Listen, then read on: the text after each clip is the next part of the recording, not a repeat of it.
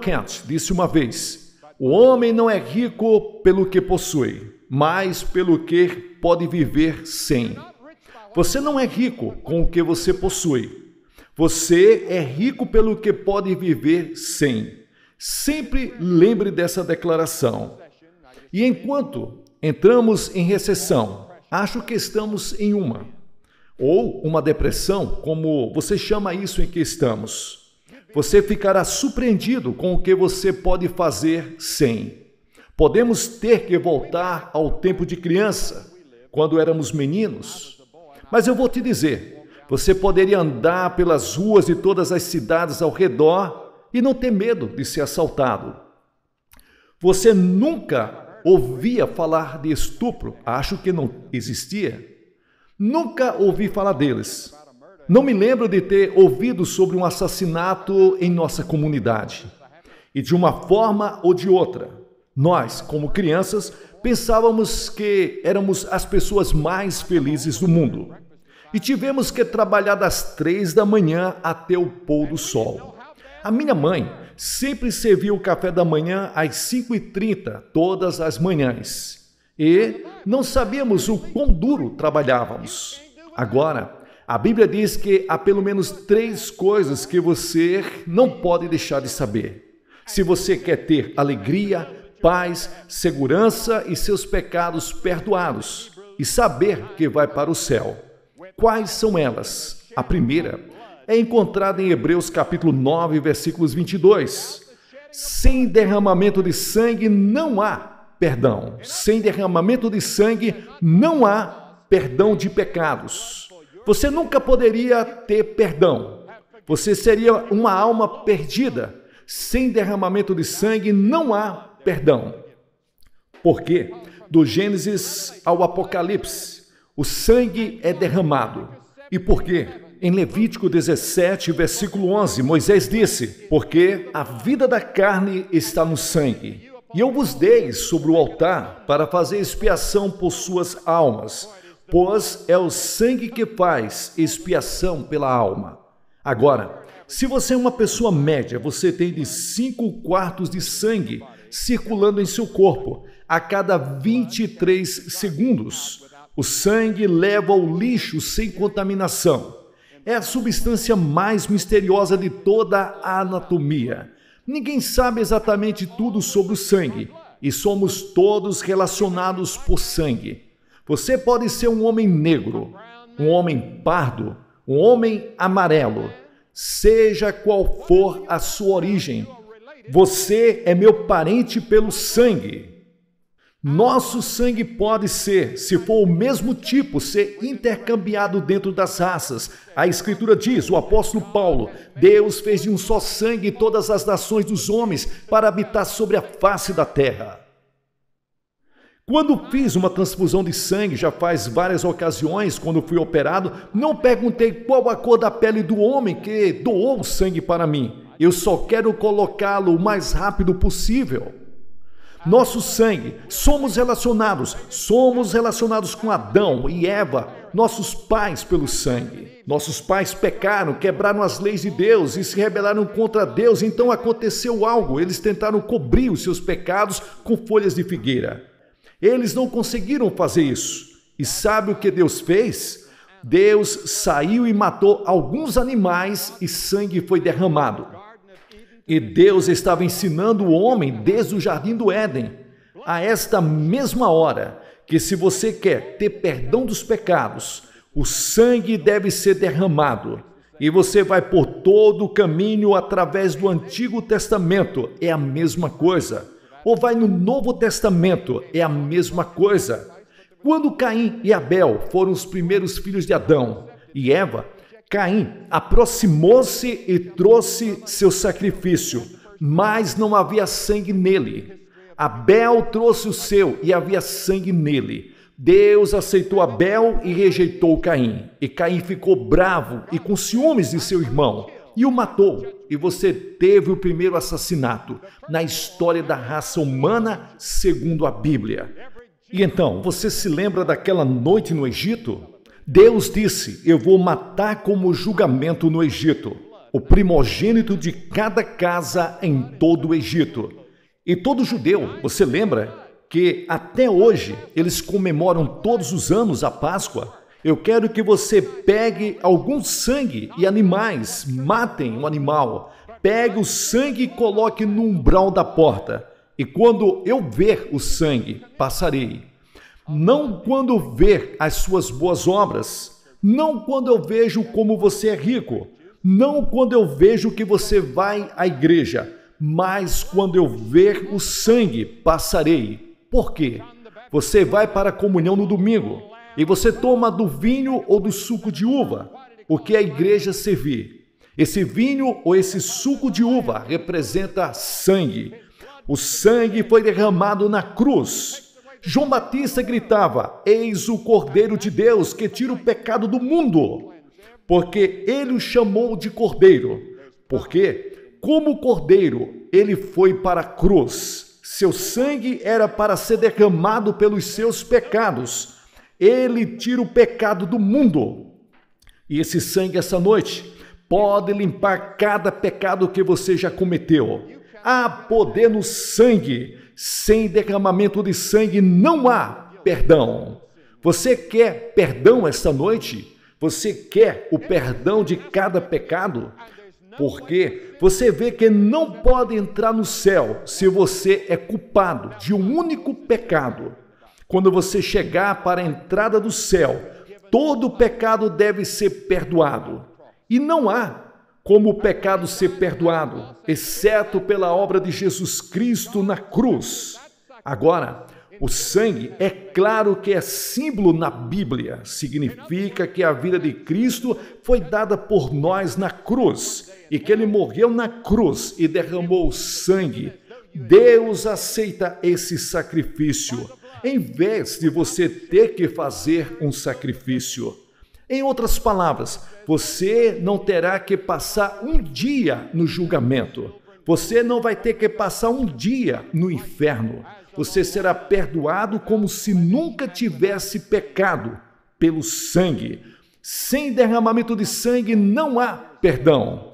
A Escritura diz, porque vocês sabem que não fostes redimidos com coisas corruptíveis como ouro e prata, mas com o precioso sangue de Cristo, como um cordeiro sem defeito e sem mancha. Uma das músicas mais populares há alguns anos era Ó dia feliz, quando Jesus levou meus pecados. E em Apocalipse, capítulo 12, lemos, eles venceram. Como? Pelo sangue do Cordeiro. Sem derramamento de sangue não há perdão. Jesus pagou o resgate. Eu li outro dia sobre um playboy italiano que foi sequestrado e estava sendo ali pedido um resgate de 16 milhões de dólares. E há uma música popular agora que também diz, não pague o resgate. Mas se Jesus não estivesse disposto a ir para aquela cruz e pagar o resgate com o seu próprio sangue, você não poderia ser salvo, você não poderia ter perdão. É na cruz que Deus diz algo para todos nós. Ele está dizendo, eu te amo, eu te amo, eu te amo, eu te amo. Ele está dizendo que estou disposto a ver meu filho morrer. Os anjos não acreditavam. Então eles puxaram ali das suas espadas 72 mil deles, prontos para vir e levar todo o planeta ao esquecimento e resgatar o Filho de Deus. Mas ele nunca ligou para eles. Ele disse, eu vim fazer a vontade de meu Pai. Ele morreu e derramou seu sangue na cruz por você. E sem o derramamento de sangue, você não poderia ser perdoado. Agora, a segunda coisa que você não pode deixar de saber. Hebreus capítulo 11, versículo 6. Hebreus capítulo 11, versículo 6. Apenas vire algumas páginas. Hebreus 11 e 6. Sem fé é impossível agradá-lo. Agora Cristo já fez a obra na cruz, mas agora vem a sua parte. Sem fé, você não pode agradá-lo. Hebreus 11 foi chamado o corredor da fama de Deus. E depois dessa passagem, alguns dos homens e mulheres de fé são listados como Noé, Abraão, Sara, Isaac, Jacó, José, Moisés e até uma prostituta, Raabe, porque ela também acreditava em Deus e provou sua fé por suas obras. Mas você diz o que é fé? Eu cometi todos os tipos de pecados e sei que tenho que ter o sangue e agora descobri que tenho que ter fé. O que é fé? Como obter essa fé? Você sabe o que é fé? Não tenho certeza de poder explicar tudo para você, mas fé é acreditar e receber o que Deus revelou. O que Deus revelou neste livro, o que Deus revelou na natureza, o que Deus revelou na consciência, e pode ser definido como essa confiança no Deus das Escrituras e em Jesus Cristo, a quem enviou para a salvação. A fé é a confiança pessoal, além de todas as obras em Jesus Cristo. Eu não posso trabalhar meu caminho para o céu. Depois que recebi a Cristo como Salvador, provo que sou cristão pelas minhas obras. Mas você não pode fazer uma única coisa para ganhar 1 minuto no céu. Pois pela graça sois salvos através da fé. Isso não vem de vós, é dom de Deus. Não das obras, para que ninguém se glorie, mas para aquele que não trabalha, mas crê naquele que justifica o ímpio, a sua fé é contada por justiça. Minha salvação não depende nenhum por cento do que eu faço ou sou. Depende totalmente da obra de Jesus Cristo na cruz e no fato de que eu recebi como meu Senhor e meu Salvador. Mas, depois que sou salvo, eu peco a cada minuto se não estiver trabalhando para o meu Salvador, mesmo permanecendo nele. A Bíblia diz que a fé sem as obras é morta, disse Tiago. Agora a Bíblia ensina que a fé é a única abordagem de Deus, porque aquele que vem a Deus deve crer que Ele existe. E a Bíblia nos diz que a fé é o comando. Jesus disse, tenha fé em Deus. E isso é um imperativo. Lá em Mateus ou Marcos capítulo 11, e então, em outra ocasião, João disse, e este é o seu mandamento. Esse foi o mandamento de Jesus, que devemos acreditar. O nome de seu Filho Jesus Cristo é um comando. Deus comanda você. Ele comanda você.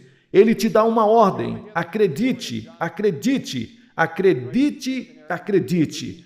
Crê no Senhor Jesus Cristo e serás salvo. Não há nenhuma outra forma de se aproximar de Deus, nenhuma outra maneira de conhecer a Deus. Não há outra maneira de entrar em contato com Deus, exceto pela fé. Estando sendo justificados pela fé, temos paz com Deus por meio do nosso Senhor Jesus Cristo. Romanos capítulo 5, versículo 1. O que é fé? A recepção do Evangelho, confiança em Deus e na sua palavra, está confiante disso mesmo, total dependência de Cristo para o nosso perdão e para a realização de nossas vidas. Você já ouviu a história de John Paton? O grande missionário nas Ilhas Híbridas. Ele estava traduzindo as Escrituras, tentando aprender sua língua, e ele não conseguia traduzir a palavra fé. Ele trabalhou nela por meses e meses e meses e ele não conseguia encontrar uma palavra para a fé.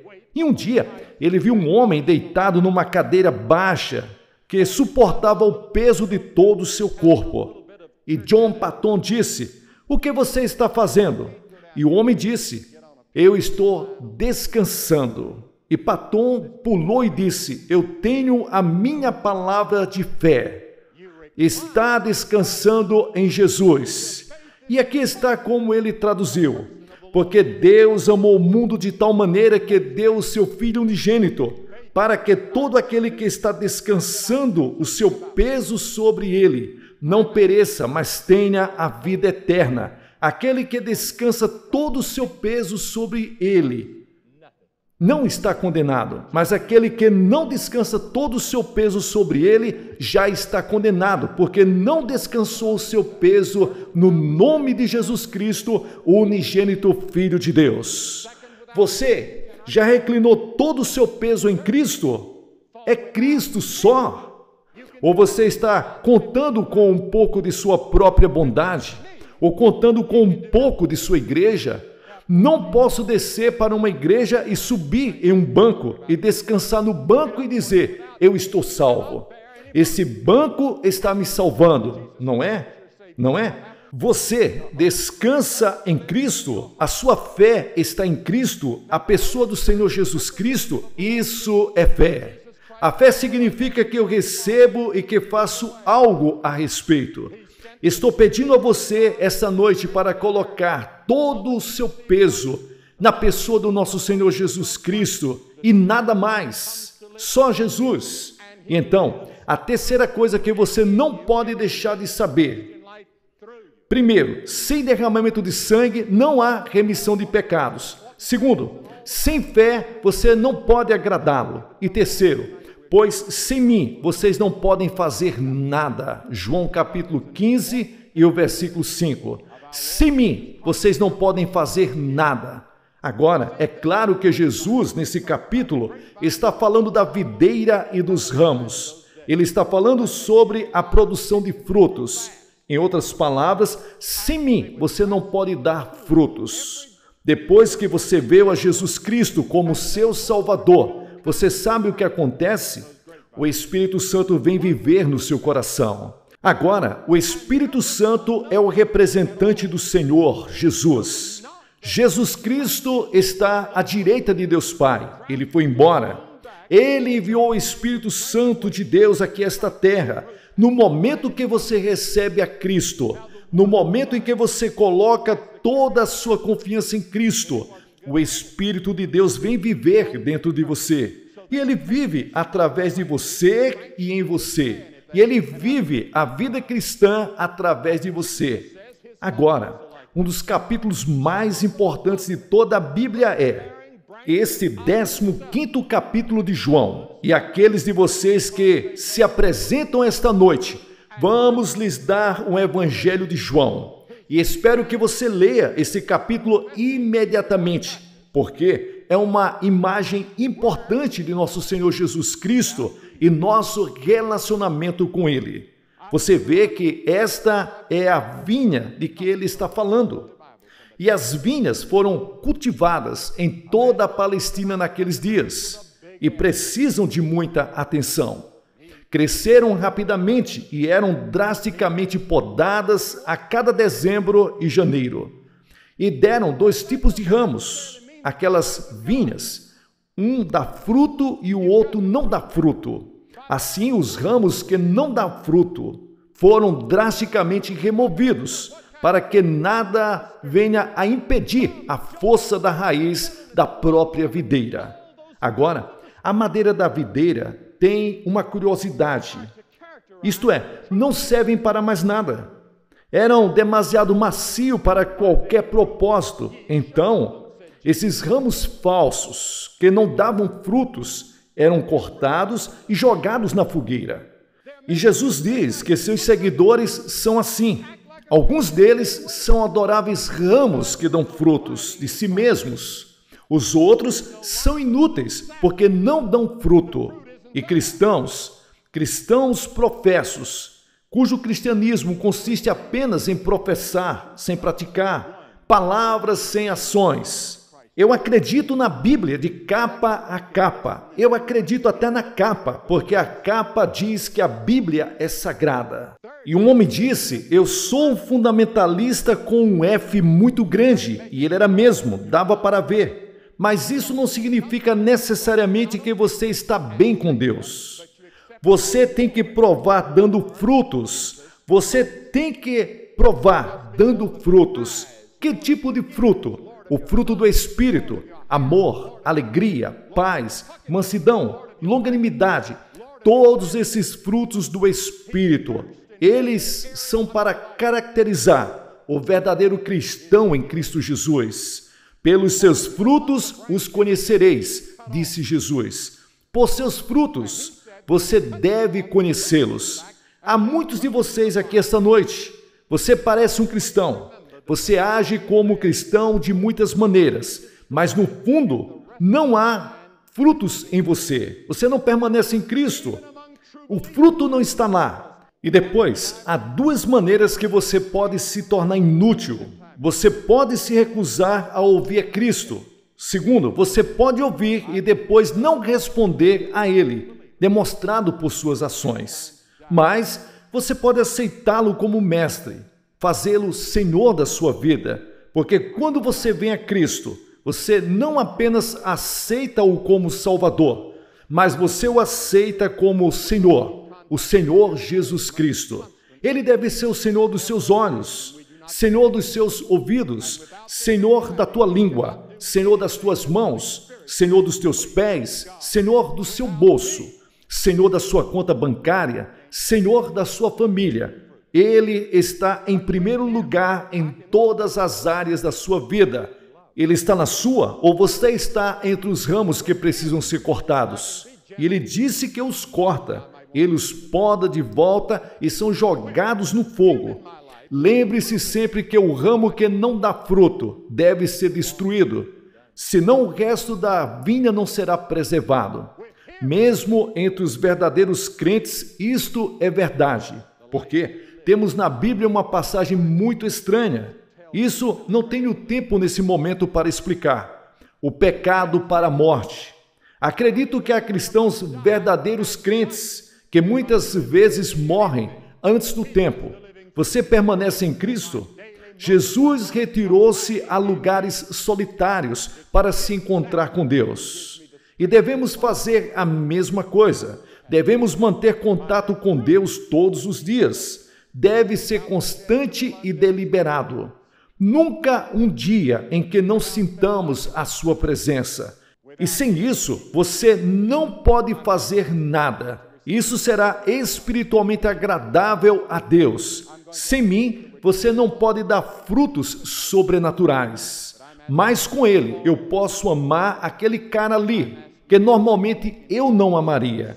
Com Ele, eu posso ser gentil, quando normalmente eu quero acertá-lo no rosto. Com Ele em minha vida, vivendo através de mim, eu posso perdoar os erros que fizeram e as coisas que foram ditas. Com Ele, a vida pode ser vivida, porque você vê, em nenhum lugar no Novo Testamento diz que Billy Graham pode viver uma vida cristã. Isso me diz que o velho Billy Graham deve morrer e Cristo deve viver através de mim e em mim. Ele vive através de mim, se estou diariamente, momento a momento, permanecendo nele.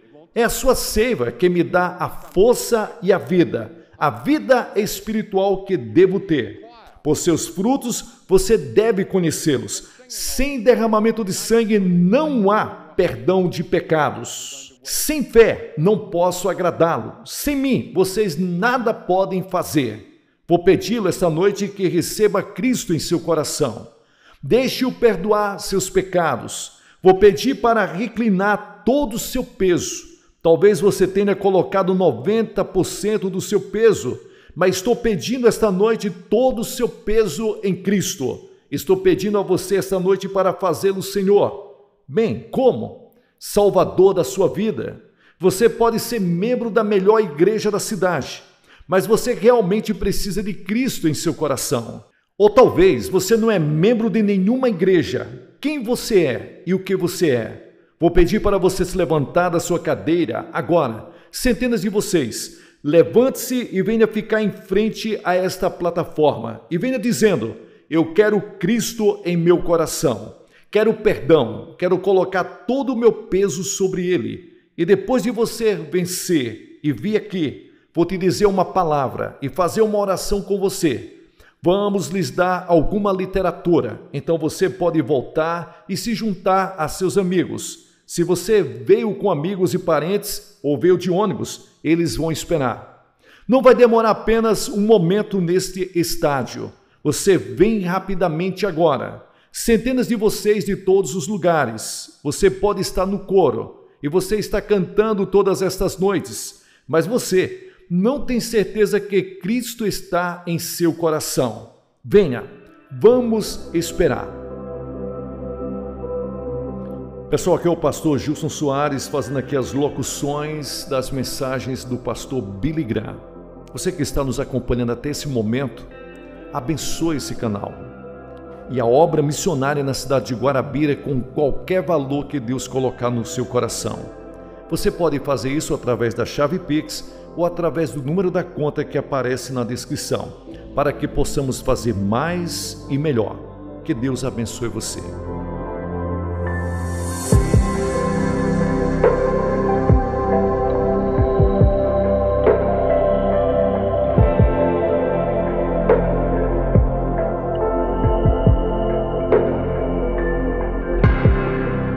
Como você vê e está assistindo pela televisão, há centenas de pessoas nesta universidade que estão fazendo seu compromisso com Jesus Cristo.